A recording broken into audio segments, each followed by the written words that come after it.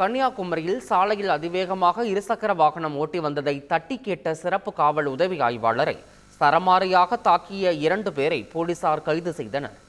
சிறப்பு காவல் உதவி ஆய்வாளர் ஜெயபால் என்பவரை தாக்கியதுடன் அந்த கும்பல் கொலை மிரட்டல் விடுத்துச் சென்றது.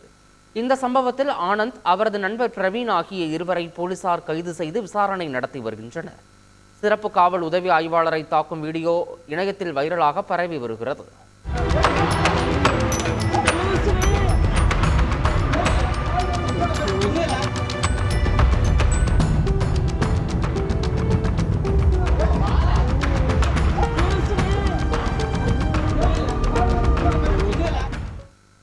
கள்ளக்குறிச்சி அருகே மது போதையில் பொது இடத்தில் ரகளை செய்த இளைஞரை போலீசார் கைது செய்தனர். கள்ளக்குறிச்சி அருகே உள்ள தென்கீரனூர் கிராமத்தைச் சேர்ந்த வினோத் என்பவர் மது போதையில் சாலையில் சென்ற வாகனங்களை வழிமறித்து ரகளையில் ஈடுபட்டுள்ளார். தகவல் அறிந்து வந்த போலீசார் ரகளையில் ஈடுபட்ட இளைஞரை கைது செய்து விசாரணை மேற்கொண்டு வருகின்றனர்.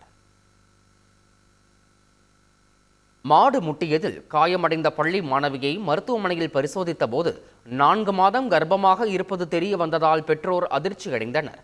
ராணிப்பேட்டை மாவட்டம் ஆற்காட்டைச் சேர்ந்த மணி என்பவர் +2 படித்து வரும் மாணவியை மிரட்டி பாலியல் வன்கொடுமை செய்துள்ளார்.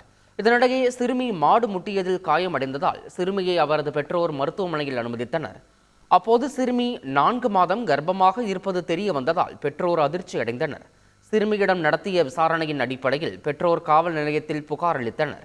அதன் பேரில் போலீசார் மணியை கைது செய்து சிறையில் அடைத்தனர். ஹோசூரில் வாடகைக்கு வீடு கேட்பது போல் நடித்து மூதாட்டியின் கழுத்தை நெரித்து கொன்று கணவன் மனைவி நகையை பறித்துச் சென்ற சம்பவம் அதிர்ச்சியை ஏற்படுத்தியுள்ளது. தாலுகா அலுவலக சாலையில் வசித்து வரும் சரளாதேவி என்பவர் வாடகைக்கு வீடு கேட்டு வந்த தம்பதியிடம் வீட்டை சுற்றி காண்பித்துள்ளார். அப்போது சரளாதேவியை கழுத்தை நெரித்து கொலை செய்துவிட்டு அவர் அணிந்திருந்த 5 சவரன் தங்க நகையை பறித்து கொண்டு அவர்கள் தப்பிச் சென்றுள்ளனர். இந்த சம்பவம் குறித்து ஓசூர் நகர போலீசார் CCTV காட்சிகளை வைத்து விசாரித்து வருகின்றனர். சென்னை பெரியமேட்டில் தனியார் பள்ளியின் சுற்றுச்சுவர் இடிந்து விழுந்து 4 ஆட்டோக்கள் மற்றும் ஒரு ட்ரைசைக்கிள் சேதமடைந்தன. இது தொடர்பாக வேப்பேரி போலீசார் வழக்கு பதிவு செய்து விசாரித்து வரும் நிலையில் அப்பள்ளி சார்பாக சேதமடைந்த வாகனங்களுக்கான இழப்பீடு தொகையை தருவதாக உறுதியளித்ததன் பேரில் வாகன உரிமையாளர்கள் கலைந்து சென்றனர். ஈரோடு மாவட்டம் பவானியில் தேசிய நெடுஞ்சாலைத்துறையினரால் வெட்டப்பட்ட குழியில் போக்குவரத்து காவலர் இருசக்கர வாகனத்துடன் விழுந்ததில் படுகாயமடைந்தார். நசியனூர் போக்குவரத்து காவல் நிலையத்தில் பணியாற்றி வரும் காவலர் சேகர் என்பவர் பவானி அரசு பெண்கள் மேல்நிலைப் பள்ளி அருகே வந்து கொண்டிருந்த போது எதிர்பாராத விதமாக கட்டுப்பாட்டை இழந்த இருசக்கர வாகனம் குழியில் விழுந்தது.